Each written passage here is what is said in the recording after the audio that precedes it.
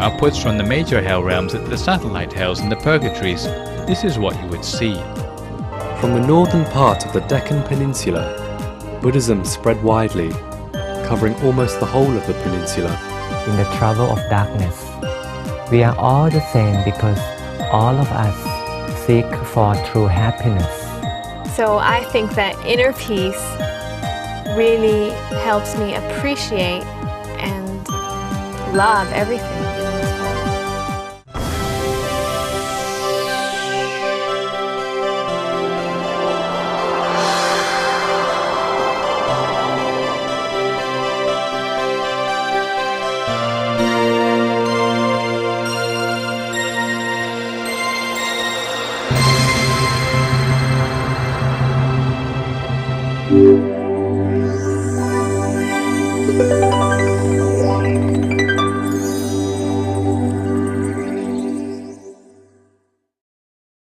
Sawadee-ka, hello and welcome to the 48th edition of Meditation for All, and greetings to you all for the year 2007, which we may name it the year of self-cultivation for world peace.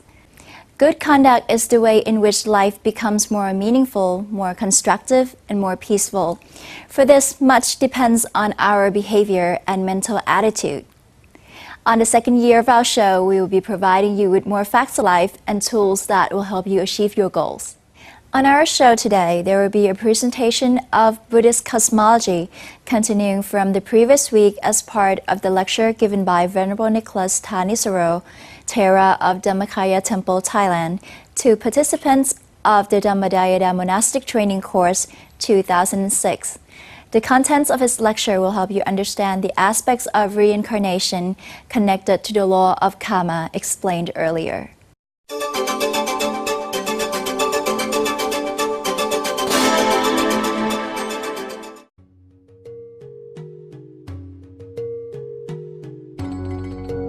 If you look upwards from the major hell realms at the satellite hells and the purgatories, this is what you would see.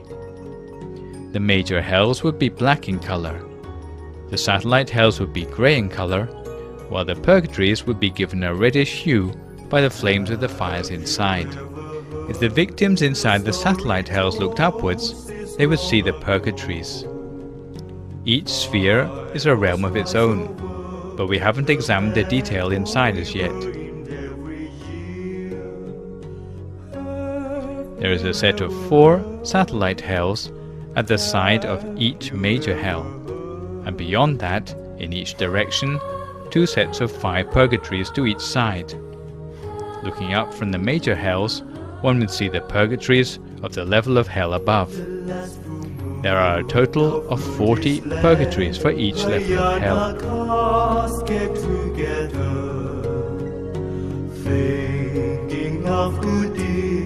And purifying to fibers to the sky.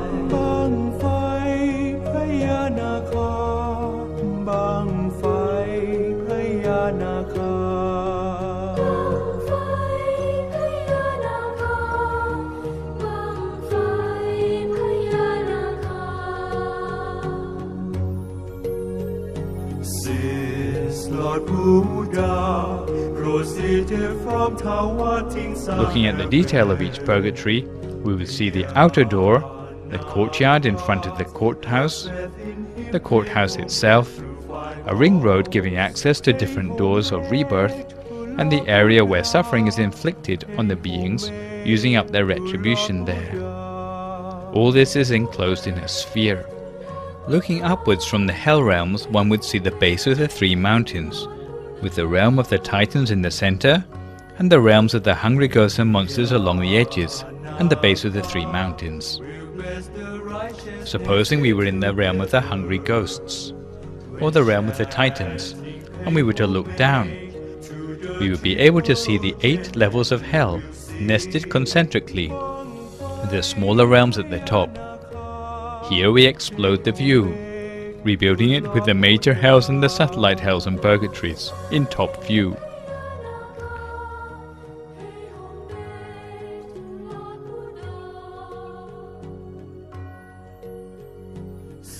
The topmost level of hell is the place where beings undergo retribution for having killed or tortured other living beings.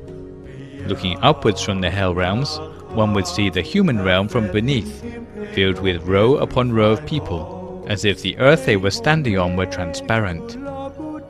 The amount of detail they could see of the human realm depended on which level of hell they were in. At the moment the Lord Buddha descended from heaven, the fires of all 456 sectors of hell were quenched temporarily and were replaced by illumination from the Buddha's radiance, allowing all the beings in hell to see each other and the procession of the Lord Buddha. When chanting pay homage to the triple gem, and you will see Bang Fai Payanaka, pay homage to Lord Buddha.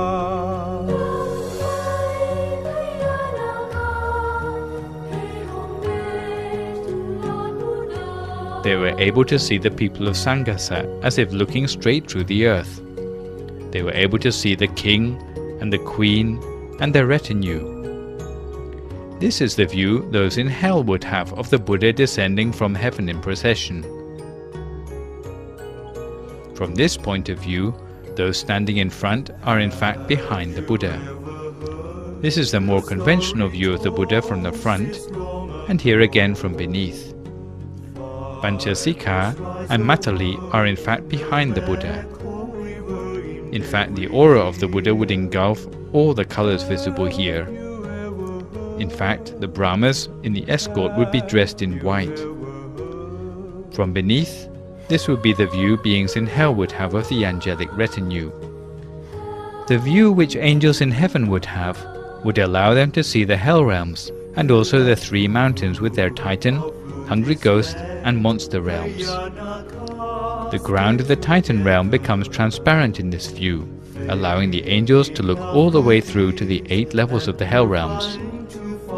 The transparency is the result of angelic vision, together with the grace of the Lord Buddha. They were able to see both the hell realms and the mansions of the Titans. They were able to see the monster and hungry ghost realms, the satellite hells and the purgatories too. The whole view has been condensed in this picture. Realms would disappear in the vision of the angels to reveal different parts of the cosmos as they looked at them. Angels would be able to see all 456 of the major hell realms, the satellite hells and the purgatories. Pay homage to Lord Buddha. Pay homage to Lord Buddha.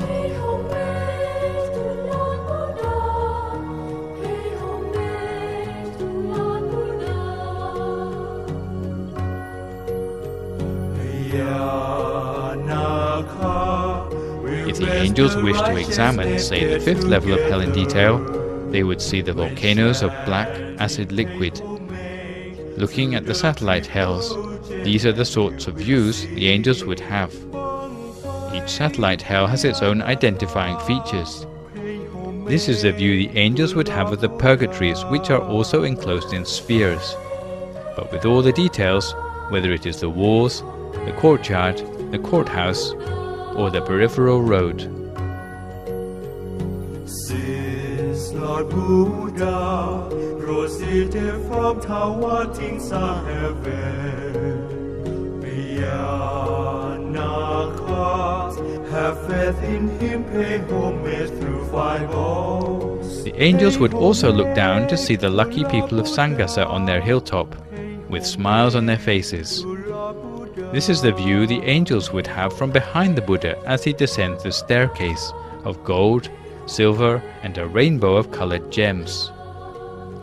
One of the Brahmas is bearing an angelic, honorific parasol made of the blossom of a parijataka tree above the Buddha's head. Carrying a lute is Panchasika, the angel, and Matali, his charioteer. These are the male angels seen from the back, and the female ones. Pay homage to Lord Buddha.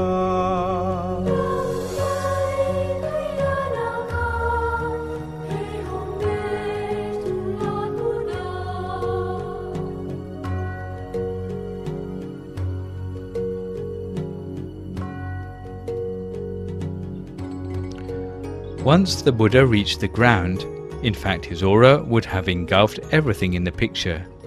This is no ordinary incident.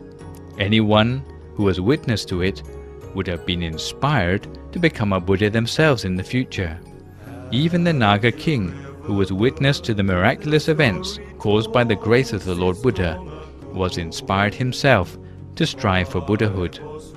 Accordingly, every Buddhist Lent or rainy season from that time onwards, the Naga king would take a vow to keep the precepts in a place beneath the riverbed of the Mekong River. By now, it is more than 2,500 times that the Naga king has done that. When it comes to the end of the Buddhist Lent, out of exhilaration for all the goodness he has amassed throughout the Buddhist Lent, the Naga king recollects the joy of seeing the Buddha descend from heaven in a procession of countless angels and Brahmas, and the amazement at being able to see all the realms of heaven and hell with the naked eye. The Naga king makes an offering of light in homage to the Lord Buddha by recollecting the merit of having kept the precepts for the entire length of the Buddhist Lent, and making a resolution that fireballs should arise as seen in the picture. When the fireballs rise out of the water, it doesn't even make a ripple on the river's surface. The bright fireballs shoot up into the sky. Last year, 490,000 people went to Nong Khai province in Thailand, specifically to see the fireballs produced once a year by this Naga king. Supposing for this one day in the year we were to chant homage to the Triple Gem and abstain from the customary drum-beating drunken revelry, by meditating and talking only of skillful things, purifying ourselves in body, speech and mind. If we were to change the usual way of celebrating the Naga fireballs to this spiritual way, by doing chanting as mentioned, beautiful things will happen on both banks of the Mekong River, on both the Thai and the Laotian sides. Such an event will be a good example to the world, an example which is sorely lacking. The question will occur in the public mind why the Thai and Laotian people have strong faith in such things, and this will lead them to the knowledge of that day long ago when the Lord Buddha descended from heaven. They will be inspired to study more about the virtues of the Lord Buddha and his teachings. The illumination of knowledge will thus spread throughout the world from this remote place on the Mekong River. People will look to Thailand as an exemplar of spiritual values. So at this time, all viewers are invited to join in chanting homage to the Triple Gem together.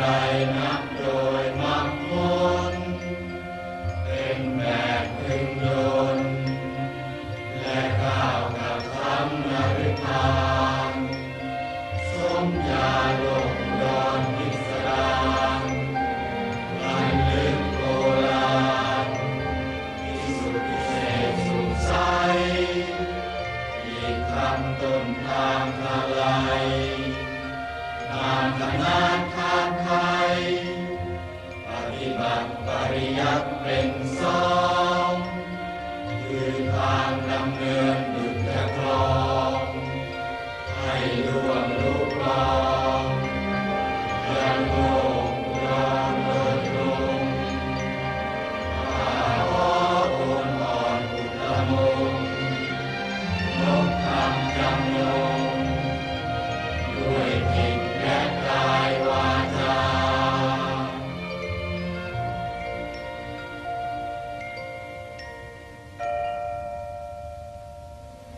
ทรงได้สาวกศาสดารับปฏิบัติมาแต่องค์สมเด็จพระภวันเห็นแจ้งจตุสัจเสร็จบรรลุทางที่นั้นระงับและดับทุกข์ภัยโดยเสด็จพระผู้ตรัสไตรปัญญาผ่องใสสะอาดและปราดมัวมองเดินห่างทางข้าศึกกองก็มีลำมองด้วยกายและวาจาใจเป็นเนื้อนาบุญอันไพศาลแด่โลกัยและเกิดมีบุญคุณคนสมญาเอารถทศพลมีคุณอนนท์อเนกนับเหลือราข้าขอนบหมู่รัศราอกทรงกุณานุคุณกระดุจจรัมพันธ์ด้วยเดชคุณค่าภิวันรักใครรักอันโลภิเรศนิรักนิสัยจงช่วยขจัดโอยภัยอันตรายใดๆจงดับและกลับเสื่อมสูญ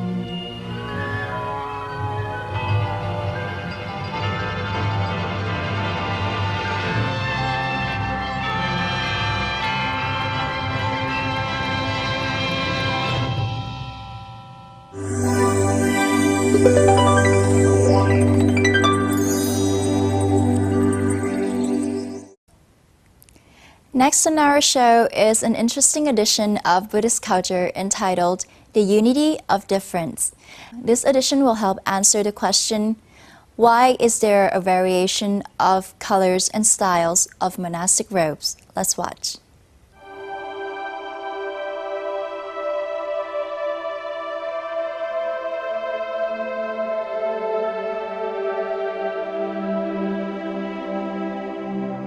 The unity of difference. Buddhist philosophy has kept pace with the changing times and adapted through different folk beliefs and native cultures.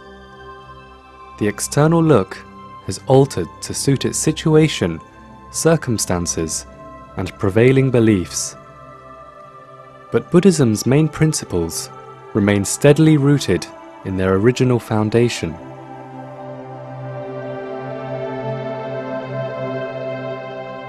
All beings hope to awaken to the truth of eternity and enlightenment, having established themselves in the middle way.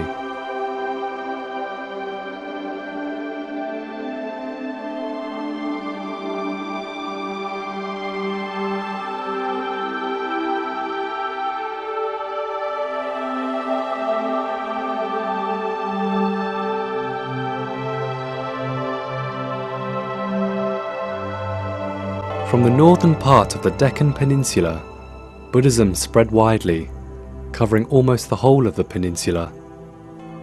In this early age, Buddhism's expansion rested only on its principle of attaining the absolute truth, to give hope to every life, regardless of differences in rank and status.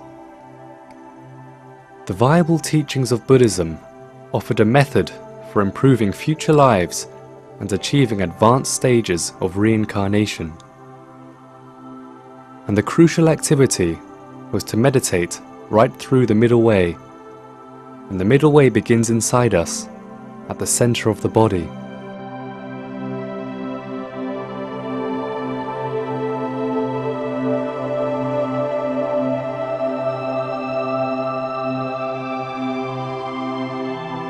At the time of King Asoka the Great, Buddhism had extended its way downward to Ceylon or Sri Lanka. It initially settled at Anuradhapura, eventually spreading to almost the entire island.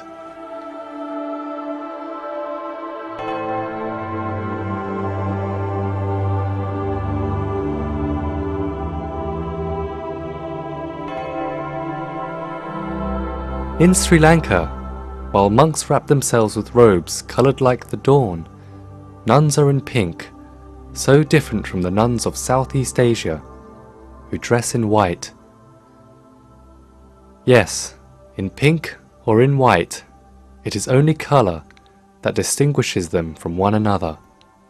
The foundation of truth is still the same.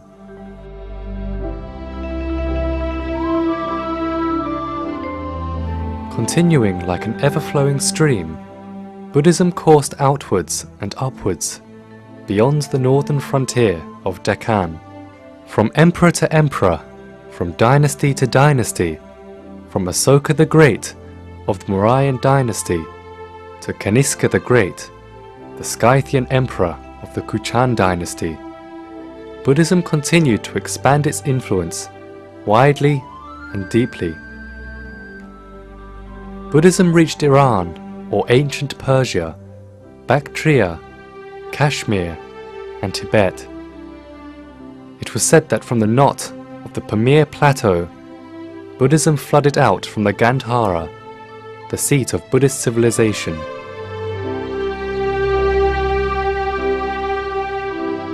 Present-day Pakistan used to be the seat of Gandhara and the throne of Kanishka the Great.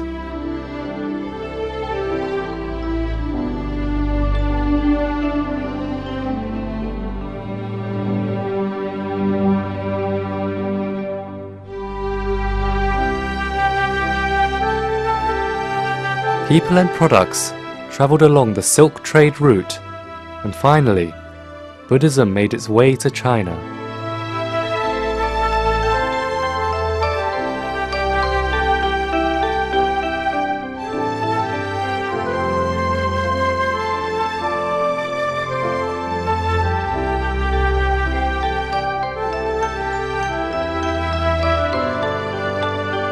Imagine the differences in folk beliefs and native cultures all along the way.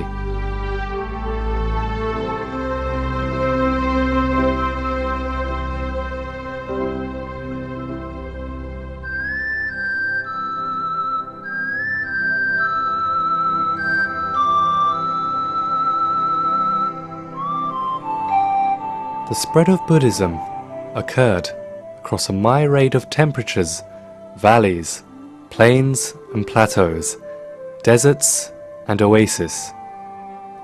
Thus, the dress and diet of Buddhist monks could not maintain its conservative traditions. It changed and must adapt to suit the environment. It is one reason Buddhism had survived. The absolute principle is constant, but the practitioner must transform.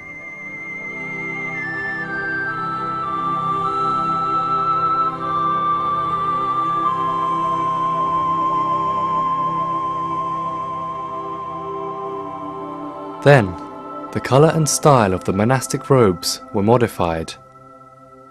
From the colour of flame to reddish brown, to a combination of red and yellow and also grey.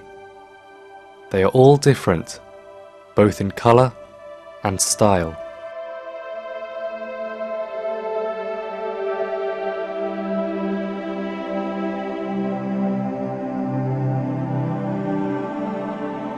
But no matter what color or styles appear, Buddhists are practicing the same truth, the practical philosophy of absolute truth, taught by the Lord Buddha, Buddhism.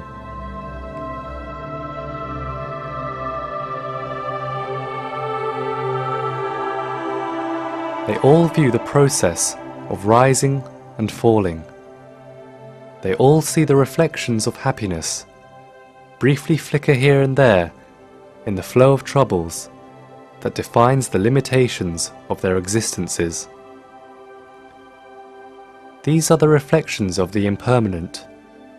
Happiness cannot be stable or eternal in the flow of life.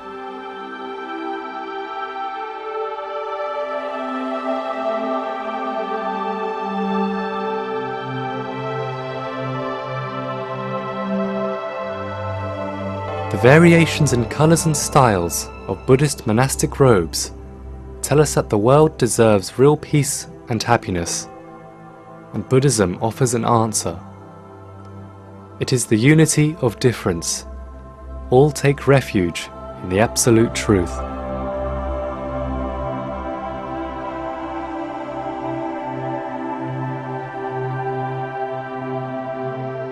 The unity of difference tells us the world deserves the same peace.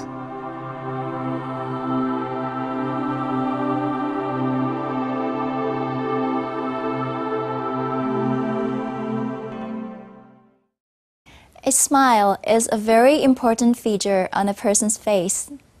A genuine, affectionate smile is very important in our day-to-day life as it attracts good things to life. When you are meditating, whether realizing it or not, you are putting a smile on your face, and that gentle smile will remain with you to brighten up the rest of your day.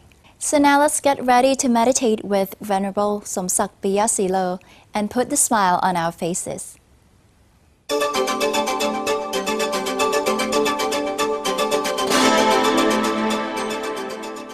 I am here in order to say that we are all the same. You might think it is a dream. You say we are different in colors, in languages, in tongues, and nationalities and so on. But in reality, we are all the same. Listen to me first. We are all the survivors in samsara, in the trouble of darkness. We are all the same because all of us seek for true happiness. And actually, true happiness is one word, peace. We are all the same because we love to have peace, and welcome to the atmosphere of meditation. Meditation is the key, is a password to gain peace inside. And peace inside from an individual will create peace throughout the world. It is now the right time to meditate. Find your own seat that is most comfortable for yourself. And then once you are ready, let's share what we have the same together. Meditation will tell you how. Now, ladies and gentlemen, we close the eyes softly together.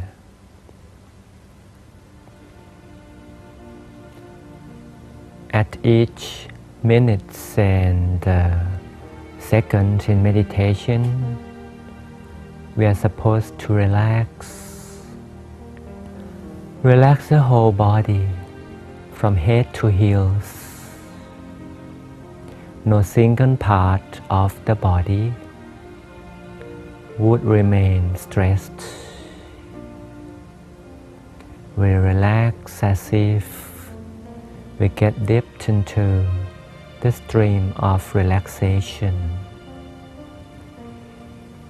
We feel as if the whole body is so light, we weigh less and less in the feeling. Relax everywhere for the entire physical body. Take a few good deep breaths, deeper inside.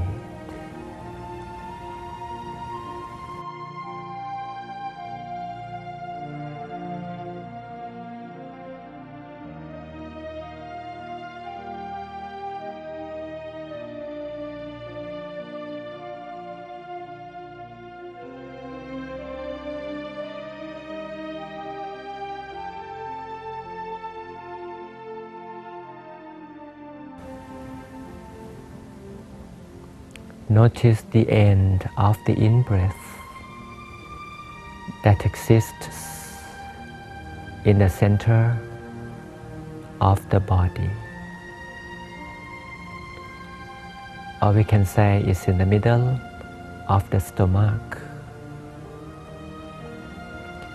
This is technically termed the turning point because the in-breath ends here and turns to be the out-breath.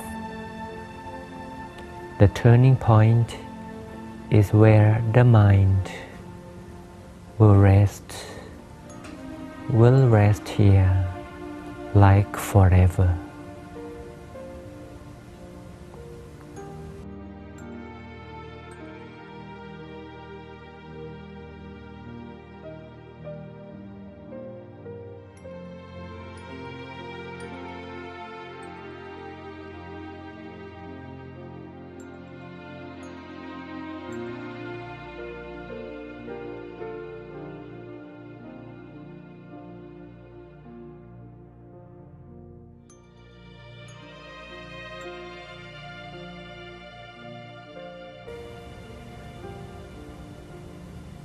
Rest the mind here.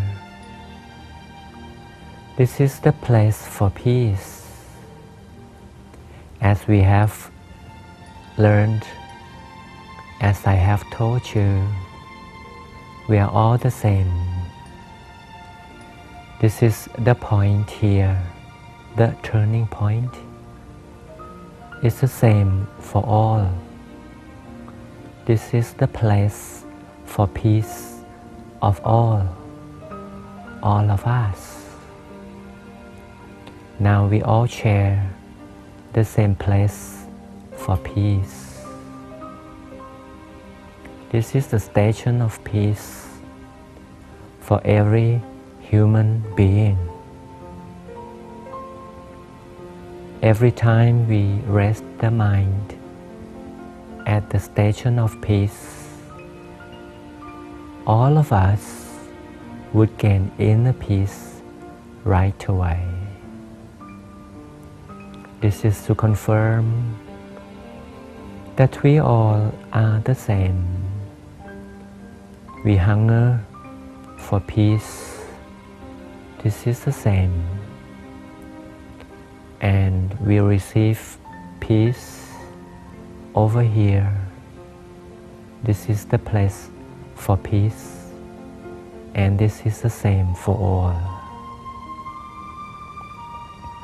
Now enjoy stilling the mind and welcoming peace that emerges from the station of peace quietly in tranquility together.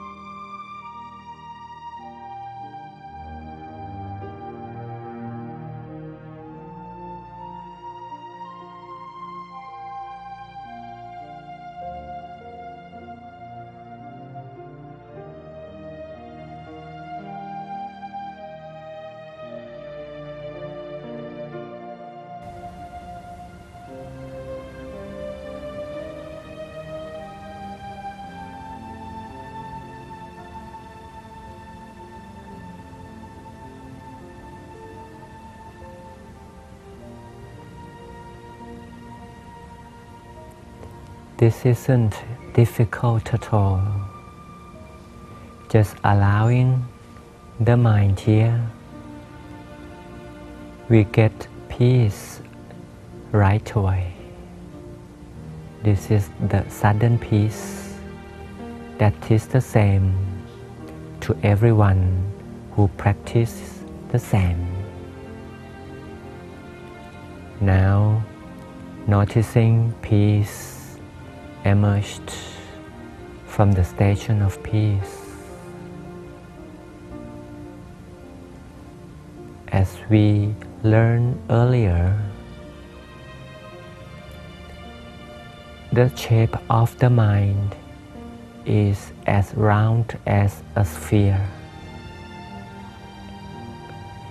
Well, the mind is now forming, revealing the shape of a sphere, and it starts to shine well, like the moon is shining in the middle of the dark sky.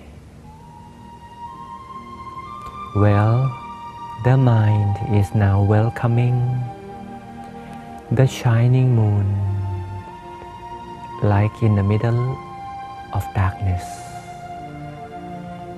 The moon in the mind is shining sweetly. Its silvery light is so sweet that everywhere gets so bright and soft and as sweet as the moon itself. So we welcome the bright sphere representing the bright moon.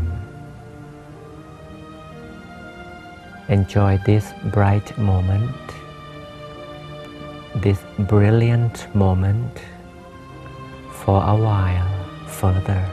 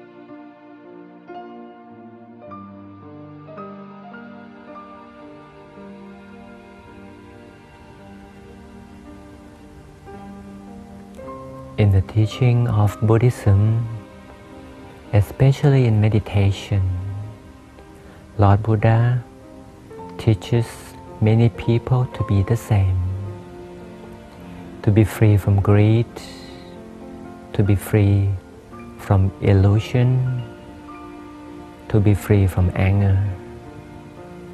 And then everyone, after practicing meditation, all of them would be the same. That is the owner of the pure mind. But pure mind starts from bright mind. Now we enjoy our mind that is so bright as the moon in the mind is always shining on and on like forever. So remember, we might be different on the appearances. Each country could be different. Each person is always different. Nobody is the same. But Lord Buddha reveals the point of similarity, the point of no difference. And such point is now where we are meditating on.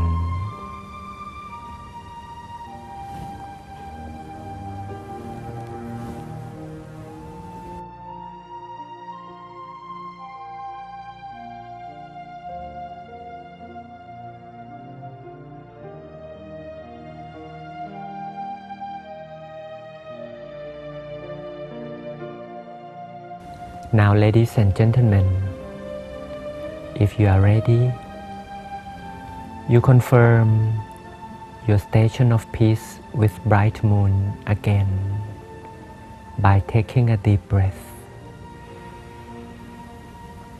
And the station of peace is always there, bright by the shining moon. This is the point of no difference. And we slowly count down from 3 to 0, confirming the turning point again. And we slowly open up.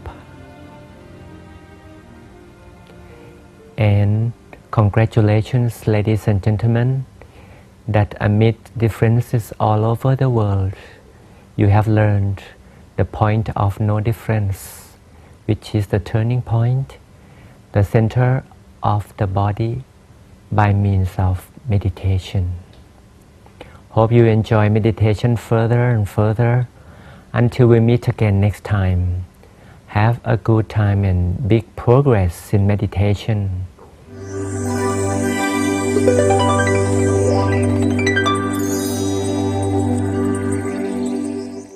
In our interview session with Jinda Limsakul, meet Natasha Sekan, a yoga instructor who came from a unique and different background. She began her spiritual quest and looked inside, and took a good opportunity to join the Middle Way meditation retreat held in Chiang Mai. She found out that the answer she always wanted is in herself.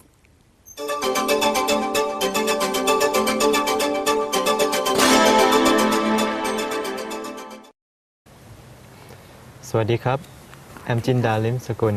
I'm at สวนเพชรแก้วเชียงใหม่ and welcome to the meditation session. Now I'm with one of participants in the 5th Middle Way meditation retreat. สวัสดีครับ สวัสดีค่ะ Can you introduce yourself? Sure. My name is Natasha Sekan. I'm here at the meditation retreat, and I'm half Swiss, half American with Indian origin. Okay, and what's your profession? I teach yoga. I'm a yoga teacher for now. Okay, and what's your religious background? Well, I was baptized Catholic, and so, you know, I had my first communion, but it was more a tradition to be Catholic, so I'm not really practicing Catholic, and my father's side of the family is Hindu. And what brings you to the meditation? Well, like I said, a year and a half ago, I began to practice yoga every day, and there was a big change in my life. I began to feel much better because I began to meditate a little bit on my own on a daily basis, and I began to read a lot of books by from different religious backgrounds: Buddhist, Hindu, Christian mystics, and yeah, I began my, I don't know if you want to call it spiritual quest, to look inside, and yeah, and so I really wanted to begin to meditate, and at first it was really hard because I wanted it so much that it wasn't really happening. And now I feel like I've reached a point where I can sit on my own for a little bit, but I've never actually been on a retreat, and so it seemed like the perfect opportunity. So. And how did you find out about this meditation retreat, the Middle Way? Well, I was doing my internet search for different retreats in Thailand, and I found you guys on the internet, and it seemed perfect. So, yeah. So, what is your meditation technique? When you meditate, what's your technique in meditation? Well, generally, for me at least, I usually do my yoga practice, and then afterwards I do breathing techniques, and then I sit down and I meditate. But here this week, I sit down and I just begin to withdraw and become more aware of my breath and aware of my center, you know? Yes. And then I also like think about a light, Yes. like a bright light that's shining from the inside and outside. So, yeah, every time it's a little different. It's never always the same, so. Yeah. How do you feel during the meditation? Well, it depends on the day, but normally I feel very calm. I feel very in the present moment. And especially here, it's very easy to feel connected and not to be distracted by obligations and yeah. Yes. So. Do you have any like extra special experience, that you have never experienced it before? Well, generally, I really feel very, very happy and complete. It's something that it's really hard to explain because it's like I really feel connected Yes. to myself, but also to everything, to this whole world. And so usually when I come out of my meditation, I feel very happy. I feel very like the whole day has changed, and the way you look at everything changes. Yeah. And about the meditation, how do you start it by step? What's your step?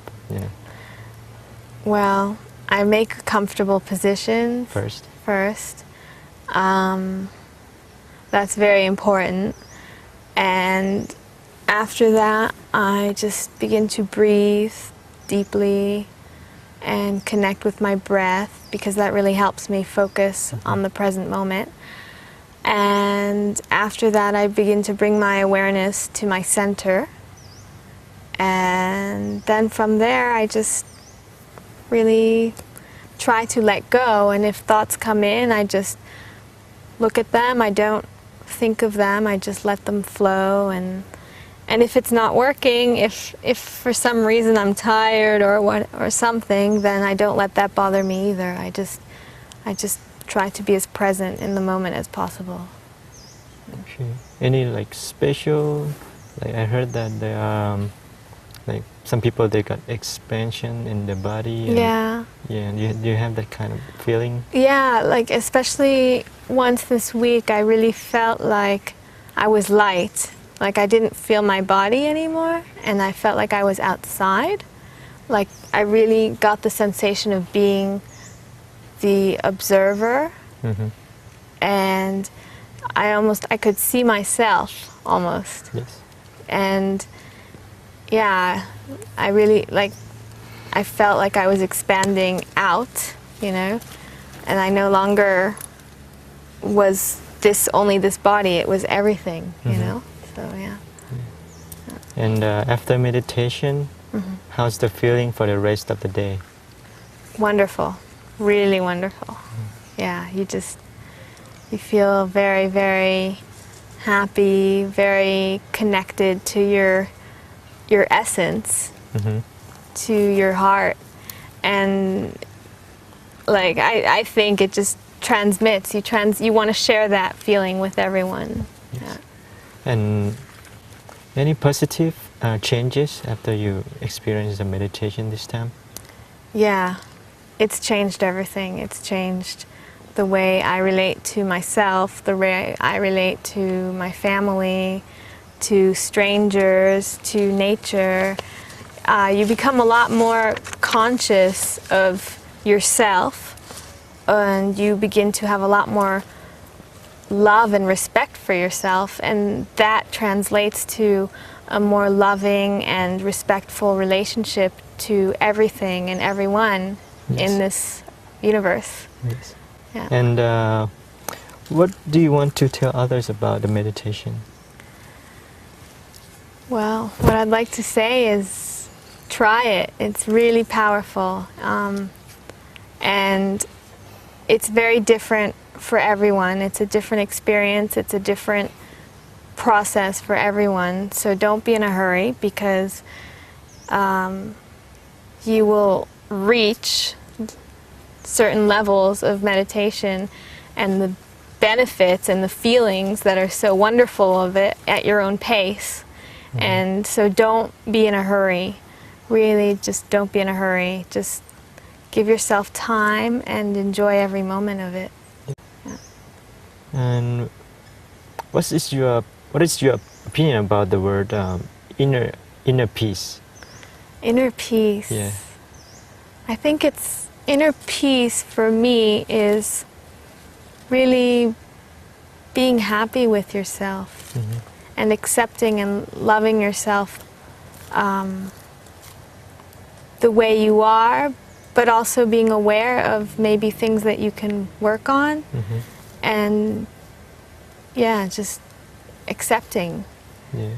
And, And- how do you think it relates to the meditation? Do you think are they related Oh to yeah, each other? definitely. When you meditate, you get inner peace. You find that quietness inside, that the answers are in you. So that's how I see inner peace. It's about, once again, finding the answer within yourself, and not outside, not in money, not in a house, not in relationships, but with your own inner relationship. Yeah. Did you find the inner peace from this retreat? Definitely, Yeah. definitely, yeah. Definitely. So could you explain how's the difference of the peace inside yourself and the happiness inside yourself and the happiness that you use the money to buy? You mean the happiness? Yeah, it's like entertainment stuff. Oh, you mean the difference? Yes. Well, the way I look at it is, when you buy something, that's just it's a very superficial satisfaction. And so it's fleeting, Eventually, if I buy, I don't know, a car, eventually that car will be old, and and it only gives me fulfillment on the outside, it helps me get from one place to the next. Whereas if you're happy with yourself and you have inner richness that lasts you a lifetime, that for me, without that, you can't enjoy and see the beauty in everything in this world. Okay. So I think that inner peace really helps me appreciate and love everything in this world. Yeah. And last but not least, what would you like to say to the DMC audience at home? I would like to say, try it. It's wonderful. And thank you very much. Okay. And be happy. Okay, thank you very much. ขอบคุณครับ ขอบคุณค่ะ Thank you.